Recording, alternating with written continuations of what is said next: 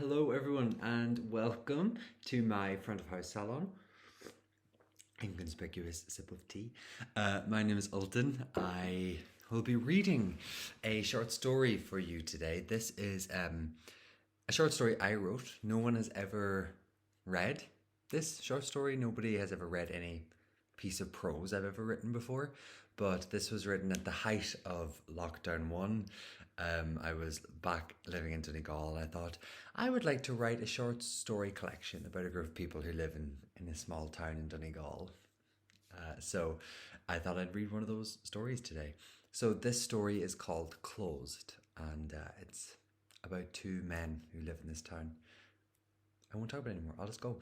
If you'd like to lie back with a cup of tea, relax, listen in, enjoy, and yeah, please let me know what you think if you do watch this. So, Closed.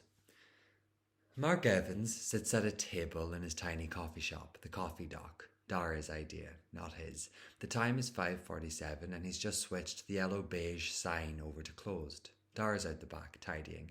Tuneless humming can be heard and Mark smiles as he absently flicks a speck of sourdough off the table and onto the floor, while she's mentally preparing himself to sweep. What a day, he thinks. Though he thinks that often about most nearly every day recently. He's always hated autumn anyway. Orange is such an ugly colour, he thinks. And Molly O'Rourke agrees with him, the late octogenarian who eats here almost every single day. She, who sits quietly in the corner, tucked into the off-white wall with her shock of auburn red, perfectly coiffed hair aflame against it. Autumn always makes me sad, she said today, as Mark handed her Cobb salad with extra chicken, no red onion. Summer's so full of colour, and then look at what we're left with. Foliage on the floor and everything. Oh, autumn always makes me sad. He couldn't help but agree with her. And as a gift, he served her a hot chocolate with no marshmallows after her salad, and the smile she gave him nearly made him think autumn wasn't so sad after all. But what a day. This was Dara's dream, Mark thinks, as he looks out into the empty street. And Dara is happy with it, and Mark supposes he is too. There's some leftover lasagna here. Will we have it for dinner? No. Please, Dara, you know I've gone off beef. Ugh, going off beef alone won't help heal the ozone layer, Mark. Well, at least I'm doing something. Oh, I'll be out in 10, nearly done in here. There's some chowder left over. Do you want it? Yeah, sure. Cool. October was the month Mark's mother passed. Just turned 16, Mark sat with her in the hospice as she went. She had always been a peculiarly cold woman, but with death nipping at her, Mark thought she'd learned how to smile. He remembers now the leaves that fall outside the hospice window, a peculiarly pathetic cherry blossom tree withering and dying as it does every autumn.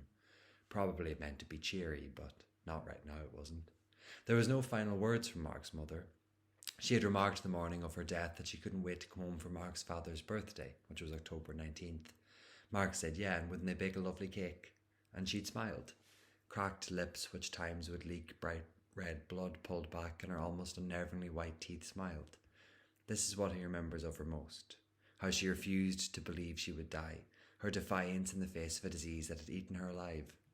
He remembers how, as he held her hand, he wished she'd tell him she was sorry. Sorry for not holding him enough, for telling him when the other children called him a faggot to just deal with it. Wasn't that the life he'd chosen for himself anyway? And in her bitterly cutting way, she'd robbed him of a coming out.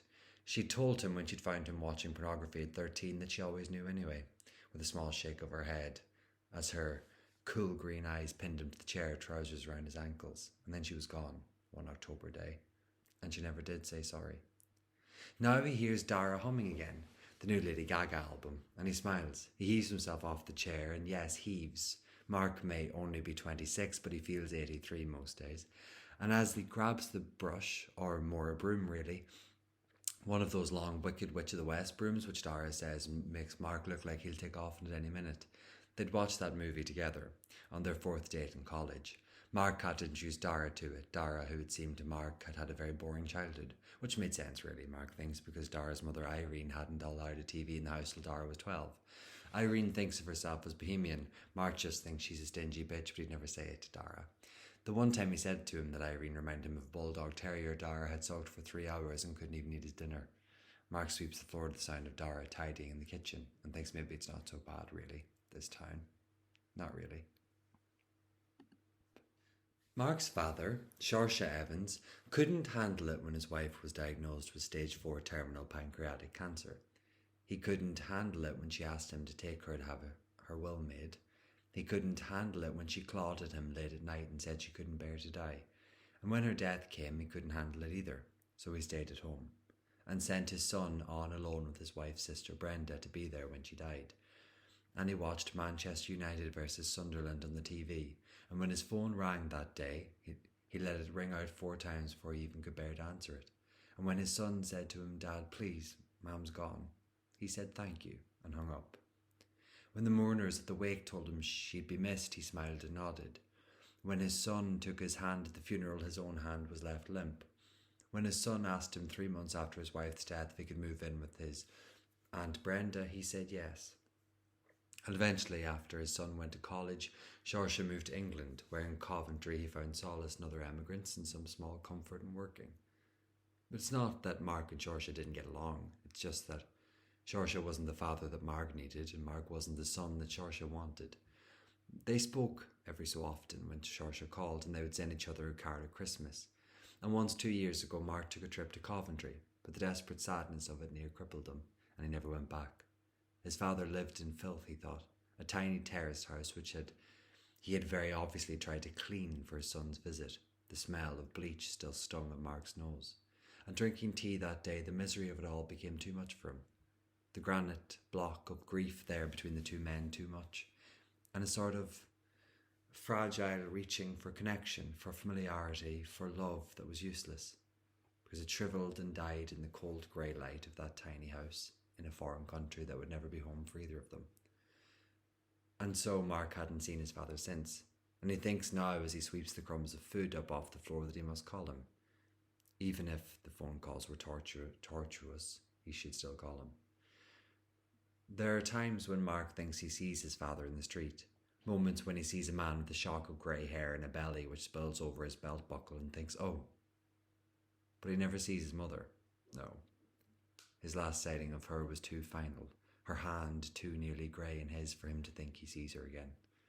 And the sun is setting, and it's not even 6, and Mark thinks that, God, he just hates the early sunsets. He must tell Molly O'Rourke that, she'll agree with him, though he thinks Molly always disagrees with him. She is, after all, a very old, polite, very agreeable woman. "Ready?" Dara says, standing at the counter, holding Mark's yellow raincoat in his hands. "Almost," Mark replies as he dumps the dirt into the bin. Dara catches his eyes deliberately and smiles widely. "What a day," he announces, grinning stupidly at Mark as he says it. And Mark can't help but smile back. Dara has always had a sense of wonder about him that Mark has found warming. No matter how awful he felt, Dara could always nearly make him smile. I'm going to stop there because it probably goes on a bit too long. But yeah, that's some prose I thought I would read a little bit. I didn't think it would be that heavy. I thought that was a nice part of it, and maybe I haven't read that in nearly a year and forgot what it was. But yeah, that is my little bit of prose that I wrote from that short story collection. So I hope you enjoyed sitting back and hearing it be read out today. Thank you very much.